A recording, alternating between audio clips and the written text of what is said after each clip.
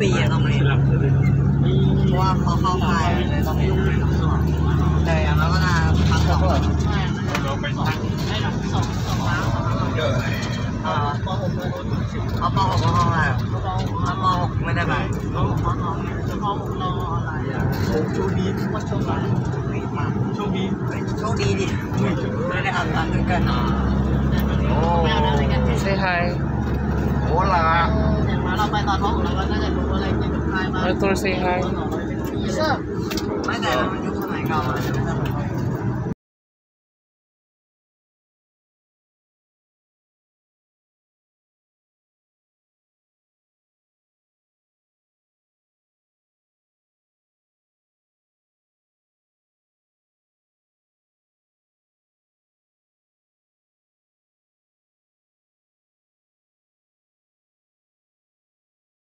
It's me, Randy Ubal, your Filipino teacher here in Thailand, and welcome back to my channel, guys. Ayan, so it's been a long time since nakapag-vlog ako kasi hindi ko alam, medyo tinamad na akong mag voice over and everything.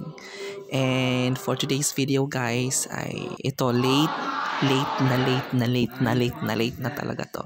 So this happened last September 6 to 8, nagkaroon po kami ng scout camp sa Bangbon, Thailand. So ito po yung shelter ng mga lalaki kung saan din po ako nagstay. And ito po yung eksena kapag kumakain yung mga bata. Ayan, di ba? Ito yung camping or scout camp na kakaiba para sa akin. And ito rin yung scout camp na super akong nag-enjoy. Alam mo yun, yung feeling na parang nag-come out ka sa comfort zone mo talaga, ganun. As in, na-enjoy ko talaga tong scout camp na to kasi ang dami-daming mga obstacle race, ang dami-daming mga activities, walang kapaguran, wala malang siesta hour. As in, talagang tuloy-tuloy talaga yung mga activities. And at the same time, gustong-gusto ko rin ito kasi napaka-discipline talaga ng mga bata. Though, gaya ng sinasabi ko, hindi lahat ng mga bata ay disiplinado, pero as in, discipline talaga sila sa pagkain, sa pagtulog, sa pag-shower, pagligo, lahat. Nakakatuwa lang na makita yung mga batang to na super yaman ng mga bata. Hindi naman super, pero mayayaman tong mga batang to. Pero nung nag-scout camp sila during this time, as in, napakasimple ng buhay nila, napakasimple ng pagkain nila. As in talaga, ang aga pa nilang gumising. Kaya alam mo yun, yung wala pang make-up yung mga bata. Itong mga babae dito talagang as in nag-wear talaga sila ng make-up.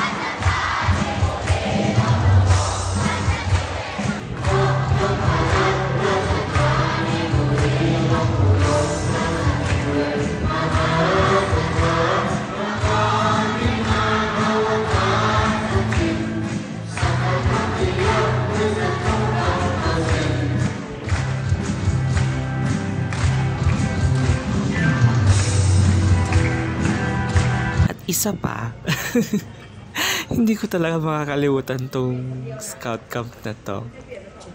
Oo, hindi ako makamove on talaga. So during our last day, dito ako na-assign sa Station 6. I'm not really sure but I think it's Station 6 or 7, something like that. So ganyan lang yung ginagawa ng mga bata. Simple lang naman, pero napakadelikado kasi kapag nahulog sila, cargo ko yung mga bata. So talagang sinasabihan ko sila, be careful, lalo na yung mga basa yung kamay. Lagi silang nahuhulog dyan. Yung akala mong galing-galing nila. Pero masaya.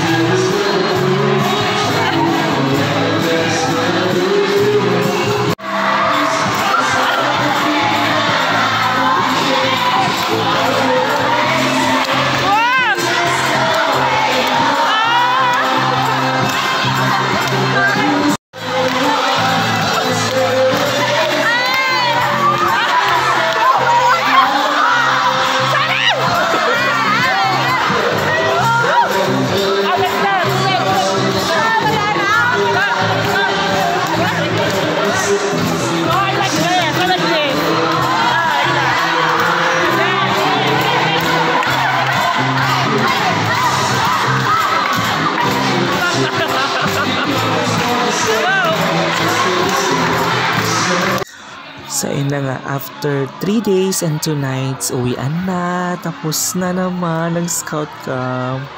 Parang nabitin ako. Alam nyo ba guys, parang meron akong sepangs during this time. Pag natapos na isang activity na, alam mo yun, nafe-feel nyo ba yun guys? Grabe yung sepangs ko during this time. Lalo na nung pauwian na. As in talagang ang hirap mag-move on kasi basta, lalo na pag sobrang nag-enjoy ka, diba? Alam mo yun, yung ang lungkot mo, ang hirap mag-move on, parang gusto mo pang ma-extend sana. Gusto ko parang isang araw, ganun. Kasi parang nabitin ako dun sa sayawan. Basta, ang saya, as in, nag-enjoy talaga ako. And mas naging close ako sa mga bata.